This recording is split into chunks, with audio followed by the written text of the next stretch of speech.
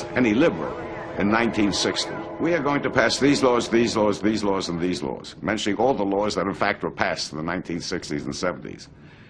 Would you say crime will go up, drug addiction will go up, illegitimacy will go up, or will they get down? Everyone would have said, obviously, they will get down.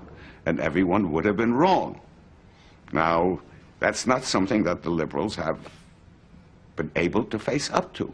They had their reforms, and they have led to consequences that they did not expect and they don't know what to do about. Taught Strauss's ideas at the University of Chicago, as had Francis Fukuyama. And others, like Irving Kristol's son William, had studied Strauss's theories at Harvard. This group became known as the Neoconservatives. Well, many of them couldn't get academic jobs, and political science and philosophy faculties were not terribly friendly to those of a conservative or moderately conservative disposition. And the truth is, a lot of people who ended up in Washington started off as academics. I did, Paul Wolfowitz did, and decided they probably didn't have very good prospects in the academy. What we all had in common, I think, was a certain doubt about what once seemed a kind of great certainty and confidence in liberal progress. The philosophical grounds for liberal democracy had been weakened. So I think Straussians who came to Washington, they didn't think of themselves as Churchill or Lincoln, let me assure you, but they did think that, you know, there's something noble about public life and about politics, and they tried to make a contribution in many different areas. Now in power, they had come to believe this myth. They saw themselves as revolutionaries who were going to transform the world, starting with the defeat of the evil empire.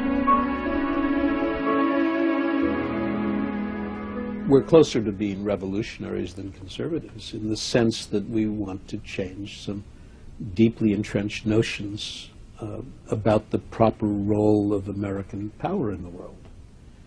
We want to see that power used constructively and to enlarge the opportunity for decent governance around the world.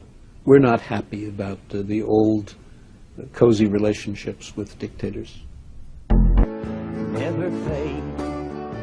The notion that a purely secular society can cope with all of the terrible pathologies that now affect our society, I think has turned out to be false, and that has made me culturally conservative. I mean, I really think religion has a role now to play in redeeming the country, and liberalism is not prepared to give religion a role. Conservatism is, but it doesn't know how to do it.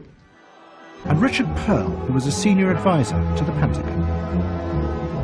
The last time these men had been in power together was 20 years before, under President Reagan. Back then, they had taken on, and as they saw it, defeated a source of evil that wanted to take over America, the Soviet Union. And now, they saw this new war on terror in the same epic terms. The struggle against Soviet totalitarianism was a struggle between fundamental value questions.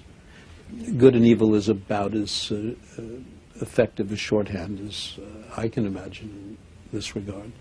And there's something rather similar going on in the war on terror. It isn't a war on terror, it's a war on terrorists who wanted to impose an intolerant tyranny on all mankind.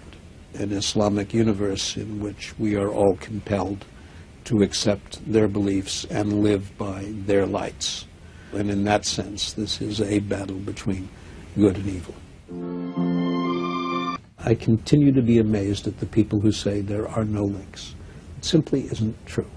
What hasn't been established is a direct link between Saddam's intelligence and the 9/11 plotters, although even there is evidence that suggests very possibly facilitation and assistance to the 9/11 hijackers. There really is evidence? There really is evidence. So when people say there is no association between Al-Qaeda and Saddam Hussein, they're wrong? They're flatly wrong. Really? Absolutely wrong.